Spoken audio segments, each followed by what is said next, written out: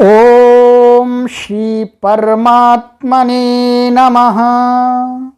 ओम श्री ऋषिभ्यो नमः।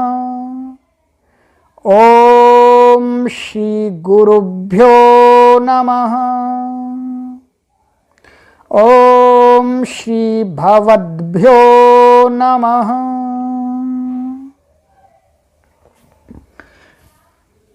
मित्रों, आप सभी से निवेदन किया जाता है कि अभी तक संस्कृत भाषा शिक्षणम श्रृंखला के पढ़ाए गए सभी 72 पाठों को पढ़ने के अनंतर ही इस पाठ को पढ़ें, तभी यह पाठ आपको ठीक प्रकार से समझ में आएगा। आगच्छन्तु अद्य वयं संस्कृत भाषा शिक्षणस्य 73तमं पाठं पठिष्यामः। अपि च प्रारंभिक रचनानुवाद कौमुद्याः 28तमस्य अभ्यासस्य 3 खण्डं पठिष्यामः। गत पाठे मया नियमद्वयं पाठितम्। एकः आसीत् विसर्जनीयस्य सः संधि नियमः। भवद्भिः समीचीनतया अवगतं स्यात्। तदनन्तरं अपरः नियमः आसीत् तुमुन् प्रत्ययान्त शब्द विषयकः। तुमुन् प्रत्ययः कस्मिन् अर्थे भवति इति अपि अवबोधितम्। अस्तु, अग्रे अद्य उदाहरण वाक्यानि पठेम। आइए अब हम उदाहरण वाक्यों को पढ़ते हैं। देखिएगा उदाहरण वाक्य नंबर 1। मैं पढ़ना चाहता हूं। अहम पठितुम इच्छामि। मैं पढ़ना चाहता हूं, इसको हम और सरल हिंदी में कहेंगे तो इसका अर्थ होगा मैं पढ़ने के लिए चाहता हूं। तो के लिए अर्थ में हमने पढ़ा कि तुमुन प्रत्यय होता है, तो इसलिए इसमें अहम पठितुम इच्छामि। पठितुम माने पढ़ने के लिए मैं इच्छा करता हूं। समीचीनम। अग्रे दूसरा, अहम कार्यम कर्तुम शक्नोमि। मैं कार्य को कर्तुम माने करने के लिए, शक्नोमि माने समर्थ हूं। नंबर 3, सह पुस्तकम पठितुम गृहं गन्तुम भोजनं खादितुम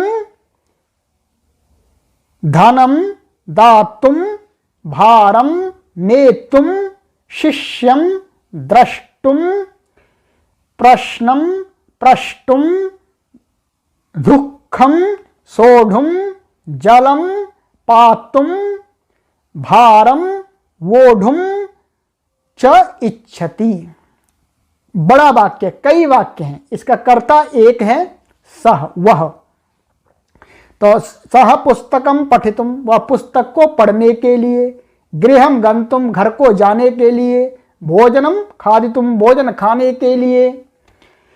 धनम दातुम, धन को देने के लिए। भारम नेतुम, और भार को ले जाने के लिए। शिष्यम द्रष्टुम, शिष्य को देखने के लिए। प्रश्नम प्रष्टुम, प्रश्न को पूछने के लिए। दुखम शोढुम, दुख को सहन करने के लिए। जलम पातुम, जल को पीने के लिए।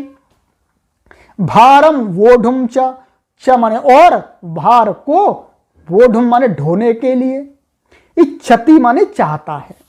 तो के लिए सब क्रियाओं में हिंदी में लगता है, तो इसलिए सब में तुमुन प्रत्यय का प्रयोग यहां दिखला दिया।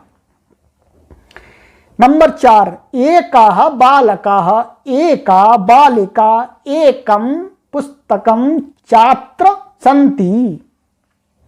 कहते हैं एक बालक, एक बालिका, एक पुस्तक। यहां पर अत्र माने यहां हैं। नंबर 5, एकस्मै बालकाय एकस्यै बालिकायै च फलम देहि। देने अर्थ में कौन सी विभक्ति होती है? अब पीछे के नियमों का अभ्यास हो रहा है।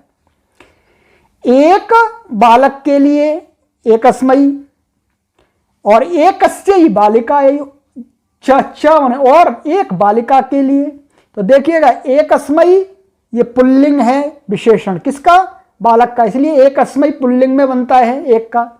और जब ये स्त्रीलिंग का विशेषण बनेगा तो स्त्रीलिंग में एकस्यै, जो हमने याद किया था इसमें। फलम देहि माने फल को दो। नंबर 6, एकस्मिन् वने एकः सिंहः वसति स्म। एक वन में एक शेर वसति स्म रहता था। हमने पीछे नियम पढ़ा था, बहुत पहले पढ़ा था कि वर्तमान की क्रिया के पीछे स्म लगा देते हैं तो उस वर्तमान क्रिया पद का अर्थ क्या हो जाता है? भूतकाल। तो वसति का अर्थ होता है रहता है, और वसति स्म का क्या हुआ? रहता था। तो एक वन में एक सिंह रहता था। आगे देखिएगा, द्वौ छात्रौ द्वे बालिके द्वे पुस्तके छात्र संति। यहां आपको ये ध्यान से देखना है नियम को। द्वौ छात्रौ, दो छात्र, पुल्लिंग है इसलिए दो आ गया। और द्वे बालिके स्त्रीलिंग है इसलिए द्वे आया, दो बालिकाएं। द्वे पुस्तके और दो पुस्तकें, अत्र माने यहां, संति माने हैं। नंबर 8, स वस्त्रम क्रीणाति। क्रीणातु अक्रीणात वा। वह वस्त्र को खरीदता है अथवा खरीदे, अथवा अक्रीणात माने खरीदा। नंबर 9, स धर्मम जानाति जानातु अजानात वा। वह धर्म को जानता है अथवा जाने, जानातु माने जाने, अथवा अजानात माने जाना, उसने धर्म को जाना। नंबर 10, स धनम गृह्णाति। वह धन को ग्रहण करता है। धन को तो हर कोई ग्रहण करता है जी, सबको धन चाहिए, क्योंकि धन से जीवन सुखमय होता है बुद्धिपूर्वक उपयोग करने से। नहीं तो धन जीवन को नरक बना देता है, दुखमय बना देता है। इसलिए परमात्मा से हमें धन के साथ साथ बुद्धि की याचना भी करनी चाहिए। यदि बुद्धिपूर्वक धन हमारे पास में होगा तो वो हमारे जीवन को सुखमय बनाएगा, और बुद्धिपूर्वक जो धन नहीं है हमारे पास, धन आ गया कहीं से, तो वो हमारे जीवन को दुखमय बनाएगा। अस्तु अग्रे। अब आपको कार्य दिया जाता है। अब कार्य का नंबर आया, संस्कृत बनाओ। ये वाक्य हैं आपके 20, इनको बनाने हैं आपको। ध्यान पूर्वक नियमों को घटा घटा करके, इस अभ्यास के नियमों को घटाना है, और पिछले जितने भी नियम इसमें लग रहे हैं वो लगाने हैं आपको। राइट। अब आगे देखिएगा, अशुद्ध वाक्य शुद्ध वाक्य। नंबर 1, लिखितुम प्रच्छितुम दर्शितुम। गलत। सही क्या होगा? लेखितुम प्रष्टुम द्रष्टुम। नंबर 2, क्रयति जानति जान। गलत। सही क्या होगा? देखिएगा, क्रीणाति जानाति जानीहि। अब आपको कार्य और दिया जा रहा है। जो हमने अनुवाद बनाने के लिए दिए थे अभी आपको 20, उसमें जो ग विभाग है 13 से लेकर के 20 तक, उनको बहुवचन में भी बदलना है। एक और द्वि शब्द के तीनों लिंगों के रूप लिखने नोटबुक पर, और आपको चेक करना है स्वयं। अब स्वयं अध्यापक बनना है आपको। आगे देखिएगा, क्री ज्ञ ग्रह के लट और लंग के रूप लिखो। इनके आपको रूप लिखने तीनों लकारों, फिर चेक भी करना है। आगे घा, इन जो आगे धातुएं दी जा रही इनके तुमुन प्रत्यांत रूप लिखने, इनको मैं फिर चेक कराऊंगा। जो धातुएं देखिएगा और उनके रूप बनाने आपको तुमुन प्रत्यय लगा करके।